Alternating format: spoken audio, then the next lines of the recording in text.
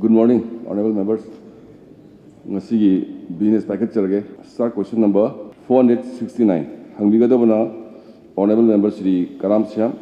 Good morning, Honorable Speaker, sir. Start question number 469. A. The present status of widening of National Highway 102 in the portion from Kanchipur, Manipur University Gate to Lilong Bazar, and B. The time by when it will be completed. Pakum Bibigadabana, honorable Minister of Works. Start question number 469. A. The Ministry of the Road, Transport and Highways has sanctioned strengthening and widening from kilometer 320.3202 to kilometer 330.00 on NH 102 Impal More section during the year 2020-21. In the state of the Manipur by letter number MIS 12014/04/2020/MN Zone 5 dated 15 January 2021 for an amount of rupees 7086.06 lakhs. The portion of the road from Kanchipur, Manipur University Gate to Lilong Bridge is part of the work. B. It is to be completed within 18 months from the date of award. Thank you, sir. Aina supplementary hojiki question se water si issue taugrabra adagi agency si karomda bibi gadabno tender taurabra tautribra aduga atopa mana hojiki 320.320 kilometer dagina 330 si karai de karai bu oibna dum taga khangjage aduga question siga related oiba akoi kawa sem laikai aduga waikhom laikai singjamai sigi si haukiba government gi matamdasu aduga present government dasu akoi house asumyam pukhakre adi rainy season da artificial flood thokpa adi singje phadna drain out tawdaba khotaba aduna akoi lambi chatpa kanda MLA ni minister ne na hairaga lambi chatpa sti ikaiba phawba merdian gi tangkhai bu de singje thumna leiba ado hairiba lambi si karamba matamda sembi gadage kari plan leibirage adu khaktane na hangjaninga. Thank you. Koi hairiba existing lambi se koi matam kuina daga hanju pakhane torakanda masi akhoi masi kakthat pa haidraga natraga masi hanagi leriba kanoduga sanade habadagi ministry da akoina hajabadagi su masi anoba NSIDCL na paigani natraga akoi state highway na paigani because beyond kogi leriba kogi Lilong bridge dagi di NSIDCL na paiba adubu last di sigi matex di hujiki wena akoida leribina akoina piro habadagi akoi sanction je pibi rakhibani adu huji akoida makoida tender tawna bagi akoigi kano my technical term do I hujik sidai ja akoida moina irapadu shaw the technical term am lei madugi damta moi de clearance da akoi thagre adu clearance hek phangbaga akoi tender do akoi e tender tawgadabani national highway gi all tender magi niyongi matungina adu kanana phanggadabano kanana tagadabano haibadu di magi tender tharapudugi matungina tawrgani yam thuna dum akoi de su sigi lei posi matam gi wena maintenance tawdu sarkar dagi paisa chapani na masi akoi yam thuna tawjage na dum hek lakpaga ayabadu khumjage aduga koi hairiba gasai honorable member na thabiraki chummi koi scope koi stress ani ni haibadi akoi existing 4 lane carriers way se stagina koi pathokadaba ama adu amana akoi leriba 2 lane dagi 4 lane da pathokadaba maduna krai da no hamna 320.320 kilometer dagi na koi 326 de existing carriers way se sigi leriba china akoi Raj Bhavan dagi na akoi MU bhoki lai posima dagi MU dagi na 326.660 MU 2 kilometer 330 point Lilong se sini akoina maru oina 2 lane dagi 4 lane pathokadu do honorable member nga sai concern ayam obi bise. Next start question number 470. Hangbigadabana, honorable member Shri N. Lokin Singh. Sir, start question number 470. Ka. Ing miseni sumna tara taretagi haujuk fawbada Manipurgi rural area da PMAYG scheme gi makhada yum kaya sakrabage. Ka. Sakhiba leragadi district wise allocation kaya oibage amasung ga yum amada amount kaya oibage. Pakum Bibigadabana, honorable minister RDNPR. Speaker sir, answer to start question number 470 da ꯑꯩꯈꯣꯏ ꯃꯅꯤꯄꯨꯔꯤꯗ ꯍꯪꯉꯒ ꯃꯣꯏꯅ ꯏꯪꯂꯤꯁꯇ ꯑꯗꯨꯝ ꯏꯔꯝꯃꯦ ꯑꯩ ꯏꯪꯂꯤꯁꯇ ꯑꯗꯨꯝ ꯍꯥꯏꯖꯔꯒꯦ ꯑꯩꯈꯣꯏꯒꯤ ꯑꯦꯗ ꯑꯩꯈꯣꯏꯒꯤ ꯌꯥꯝ ꯇꯦꯟꯅ ꯄꯤꯔꯁꯨ ꯑꯗꯨꯝ ꯑꯣꯅꯦꯕꯜ ꯃꯦꯝꯕꯔꯅ ꯑꯗꯨꯝ ꯌꯦꯡꯕꯤꯔꯝꯕꯅꯤ ꯑꯩꯈꯣꯏ ꯄꯥꯝꯕꯤ ꯑꯌꯥꯝꯕ ꯑꯟꯁꯔꯗꯤ 10,030 ꯁꯤꯅꯤ ꯑꯗꯨꯒ ꯑꯩꯈꯣꯏ ꯂꯩꯔꯤꯕ ꯑꯇꯩ ꯑꯇꯩ ꯄꯤꯕꯗꯨꯅ ꯑꯃꯅꯤ ꯑꯗꯨꯒ ꯑꯇꯩ ꯑꯇꯩ ꯑꯩꯈꯣꯏꯒꯤ ꯗꯤꯇꯦꯜ ꯂꯣꯏꯅꯃꯛ ꯏꯟꯀ꯭ꯂꯣꯖ ꯇꯧꯖꯔꯦꯅ ꯍꯥꯏꯖꯔꯦ ꯑꯗꯨꯒ ꯂꯩꯔꯤꯕ ꯁꯤꯗꯅ ꯑꯩꯈꯣꯏꯒꯤ ꯌꯨꯝ ꯑꯃ PMAYGꯒꯤ ꯍꯥꯎꯖꯤꯡꯒꯤ ꯁ꯭ꯀꯤꯝꯁꯤ ꯑꯩꯈꯣꯏꯒꯤ ꯑꯦꯛꯆꯨअली ꯃꯥꯒꯤ ꯗꯤꯁꯕꯔꯁꯃꯦꯟ ꯇꯧꯒꯗꯕꯁꯤ 1,30,000 ꯅꯦꯅ ꯑꯗꯨꯃꯥꯏꯅ ꯑꯗꯨꯝ ꯈꯨꯝꯖꯔꯒꯦ ꯊꯦꯡꯛ ꯌꯨ ꯁꯔ ꯁꯥꯔ ꯑꯩ ꯁꯞꯄ꯭ꯂꯤꯃꯦꯟꯇꯔꯤ ꯑꯃꯇ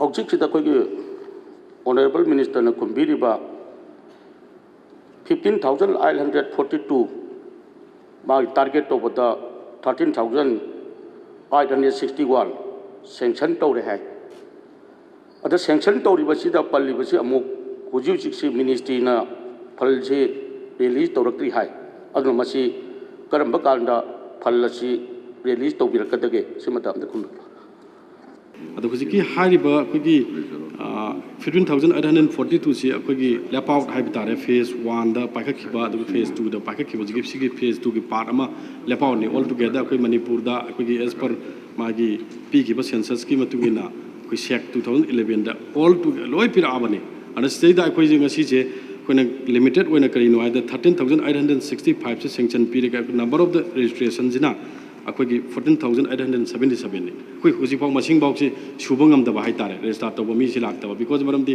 सिदी पार्टिकुलर मागे सेंसस ता यावरिबा मी अदुगा नत्रगना अखोगी लेरिबा हुजिकी क्राइटेरिया जा चनबा मी दु खक्ता पार्टिकुलराइज तौरका ओइरपनिना अखोई मसी लाक्तबगी समस्या ने अदुना 13,865 से हुजिक्सी सेंक्शन तौरे आज सेंक्शन रेजिस्टर तौरबा मतुंग दा रेजिस्टर तौरगी मतुंग इस्ते कोई प्रायोरिटाइज तौरकाना खलबा मतुंग इस्ता अखोगी सेंक्शन तौरकांदा मिनिस्ट्री दा कोई थाखरे थारे पेसी मिनिस्ट्री ना सी तौदबगी नागे पैसा पिरक्तबनी सी तौरगदी थुना अदुम अखोई पैसा जे पिरागने दुगा डे टू डे अदुम अखोई जॉइंट सेक्रेटरी का अखोई लेरिबा एडमिनिस्ट्रेटिव अखोई लेरिबा सेक्रेटरी अदुगा अखोई इशू अखोई सोमदे जॉइंट सेक्रेटरी जिगा अदुम इंटरेस्ट लेरकांदा तौबनिना यामना थुना थादोरकनेना ऑनरेबल मेंबर दम आइसमान दम हाइजेगे thank you sir Next, question number 471.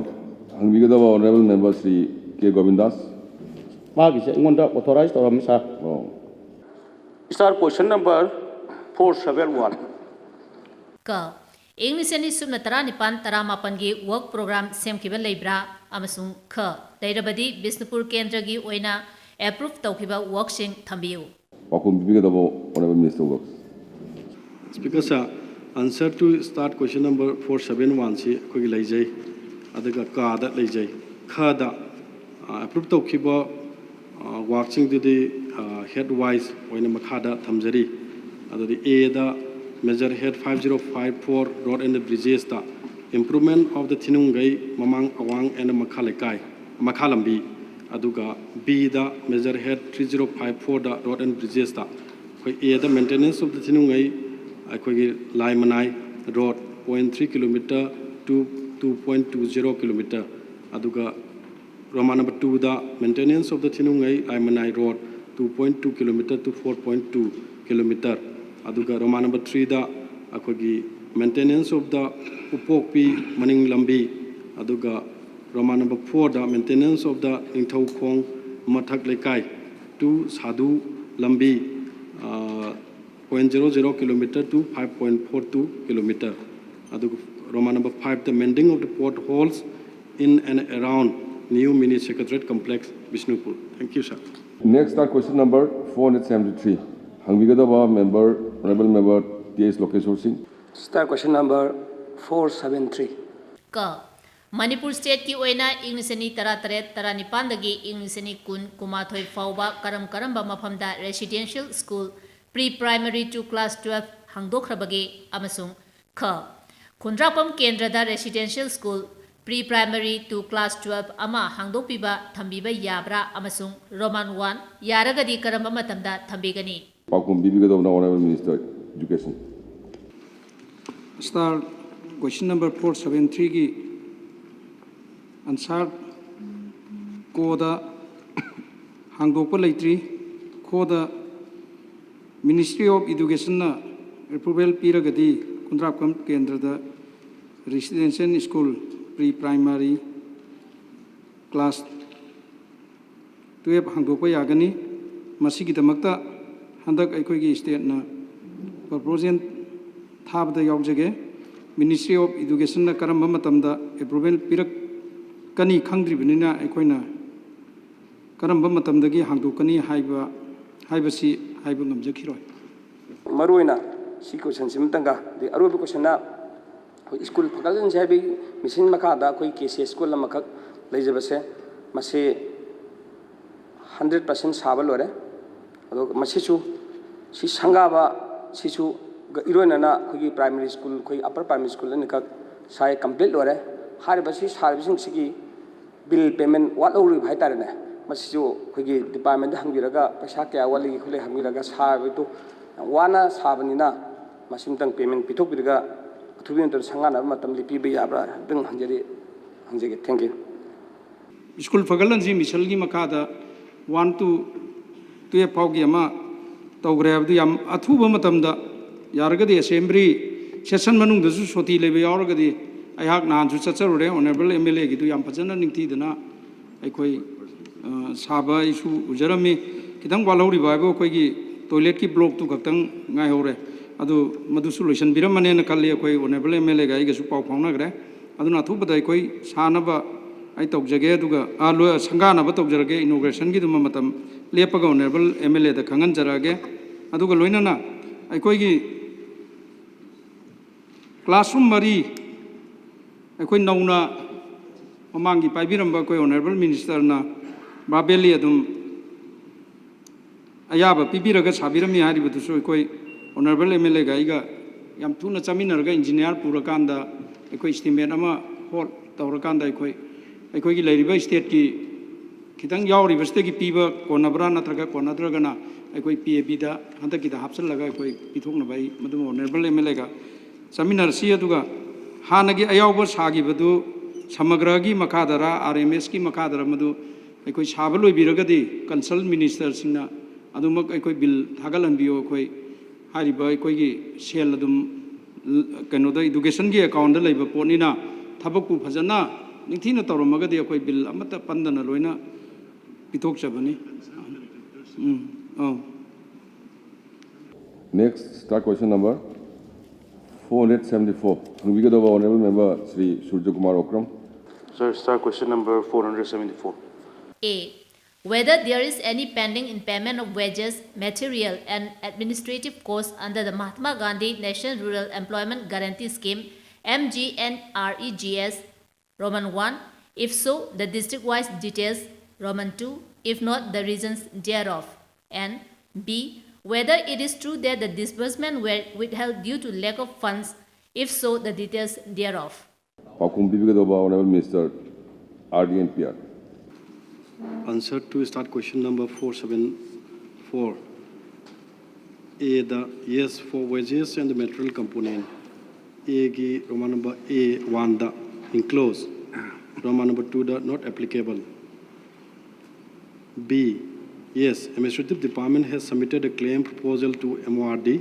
Accordingly, they have released rupees 83.66 crore and the remaining is under process for release in the ministry. Thank you, sir.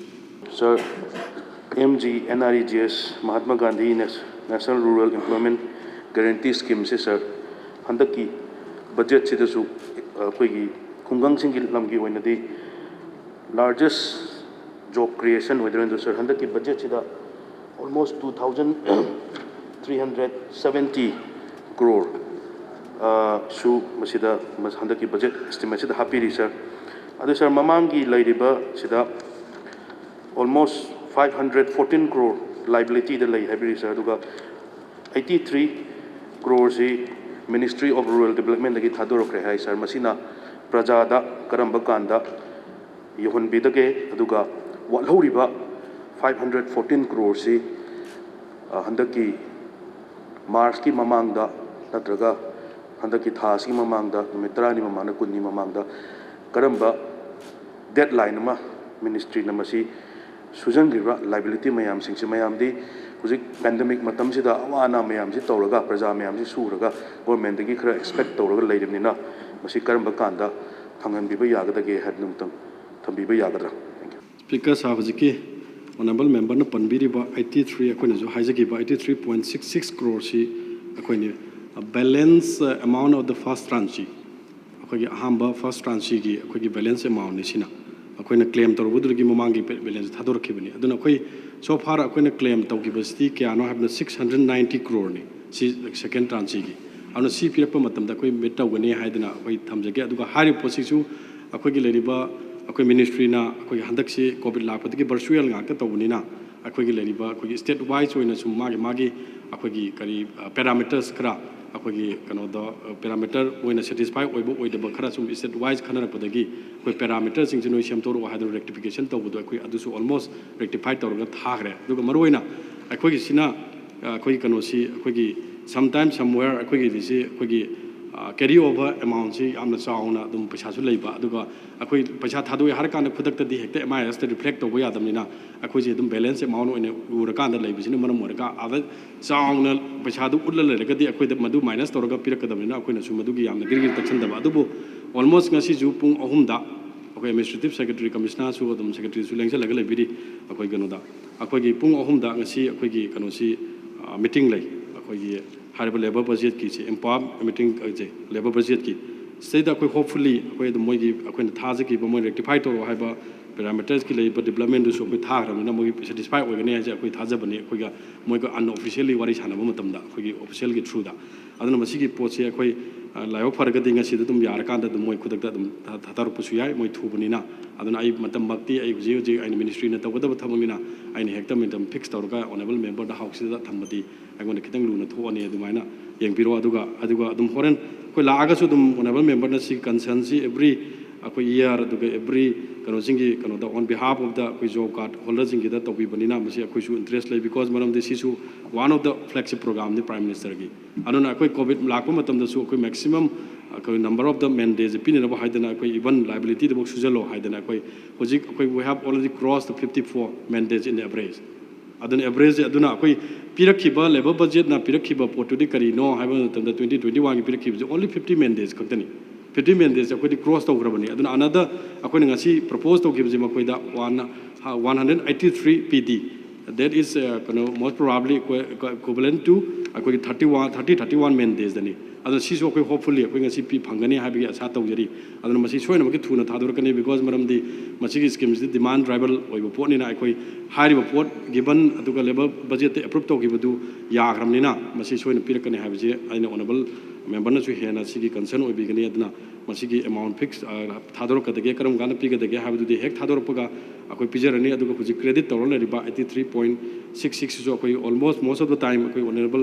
Deputy chief minister honourable chief minister अदुगा अखोइगी लेरिबा CS का करी खनर कांदा अखोइगी financial constraint लेरगसु सिगुम्बा अखोइ फ्लेक्सिबल लेबा अखोइ मियावगी पोसिदि थादोक्सि हाइदना अखोइ ngasi बाउता अखोइ स्टेट सीआर जे सिसु पेंडिंग लेते अखोइ स्टेट ता ngasi बाउता अदु 83.66 की थादोरपगिसदि स्टेट सीआर ngasi डिमांड तौरसि हाइदना अखोइ फाइल इनिशिएट तौगे ngang तम अखोइने असेंबली सेशन लोर कान डिस्कस तौब मतमदा अखोइ खनरगा लेजरी ना दुमाना थमजके thank you Next, question number 476.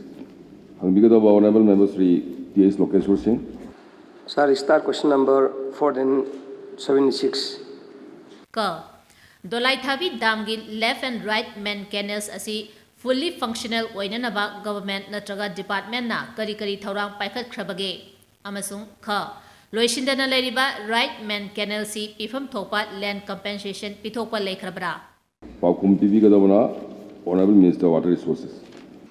Start question 476 की कोगी Paukum से Dolaithabi various project से March 2021 दा लोइना बसिन बनी अदुबो कोर्ट केस अमनी खक लाकपदगी लोइबा ngamखिदबनी मरमदि खादा हंगिसिना पेफम थोकपा पैसा से अखोई साइड तगी 243 की compensation amounting to 8,29,22,000 सिगी DC Infa is the deposit to थम्बसिदा पतादार चनी गुन मापन पैसा लौग्रे अदगी पतादार 13 न पैसा से ꯂꯧꯗꯅ ꯂꯩꯕ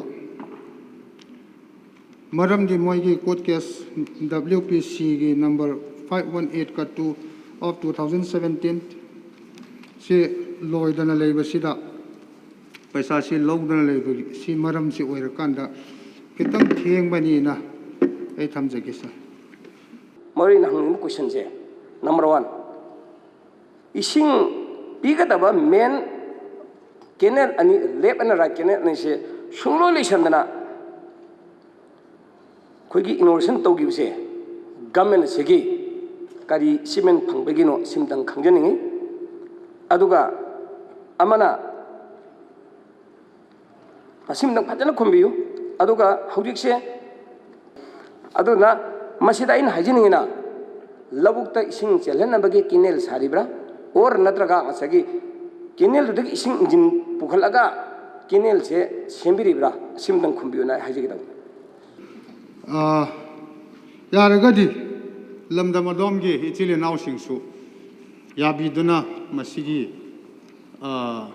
कंपनसेशन से लौबिरो ऑनरेबल मेंबर सु मतेंग खतंग तौबिरो मरमदी मसी लोइसंदबा यादबनिना यादे याद्रगना लैंड एक्विजिशन एक्ट पालादी अखोइसु खंबिरिदुनी इंडियन कॉन्स्टिट्यूशन के 42nd amendment the rights to private property act सी नंगी सरकार न लमदु पामगदी नो एक्विजिशन तौबा याय प्रोवाइडेड नंग चपचान पैसा मागी एक्जिस्टिंग लैंड रेवेन्यू की वैल्यू ददी पीबीओ ना मतम सांगना चंगनी तौबनी अदुना ऑनरेबल मेंबर दा आई रिक्वेस्ट तौजरी अदुदी खितंग मतेंग तौबे लमदमगी इमा Singh Hindaun Singh दुदा खितंग हाइवेदना यासन्नबा तौसेना सुमाय थमजै Next, start question number 477. Hang bigado about Honorable Member Sri Surya Kumar Okram. Start question number 447, sir. A. The number of increments or revisions in value-added tax on petroleum products like petrol and diesel since 2017 along with the relevant notifications. And B. Whether the government has followed mandatory 14 days public notice in making those increments or revisions, and if not, the reasons thereof. Honorable Minister of Finance. Mr. Speaker, sir. Start question number 477. Answer A, 3 times, and the relevant notification enclosed. B, public notice given in one increment and oblique revision. In the other two, it was not. Reasons given in annexure. Annexure su dum phangbiramani at nay khali matam tialamnai pathok charre dum yengbiru. Sida ahan bagi sida decrease tauge sir. 25 tagi 21 da petrol se ta gi reduce tauge ba. Adagi 14 dagi 10 da reduce tauge ba. Masida public notification amata piram da masigi urgency se kari laibano. Ani subagi sidi mandatory necessary 14 days public notice is pirami aduga ahum subagistana ani subis VAT is 22% dagi 25% petrol henkalakiba aduga diesel is 10% dagi 14% henkalakiba adu si public notification pibirame yare third ahum subasidana 25 dagi 36%. This is the highest in the state petrol gi akoi VAT or is 36.5%. aduga diesel da 14.5 tagi 22% sida henkat piramba masida hairisi covid ki karigi laidana covid pandemic sina maru laina koigi resources darkar laidana henkat pirame hairi basa adu masi 6 May 2020 deni sida di gari emta chen manate basa lairiba state ki gari emta chen manate petrol ki diesel ki requirements si yamna laibana te basa adu sir it is according to an act state ki act amani law ama lairi rule ama lairi sir aduna masida aina question hangjaningi sir government na akoigi sigi provision of law se violate kamaina tobibno adu masigi urgency sina karigi obikimno adu state ki cabinet na approval pibne adu masida state ki cabinet ta official sina proper advice pb draba jatla haibjine sir ai masida thangani thank you Koigi honorable member na haibiba sai ek se da 14 days mandatory haibse chume adu ha basidadi it is we have given the reason the government had decided to transfer the benefit of tax decrease in petrol and diesel immediately to the consumer.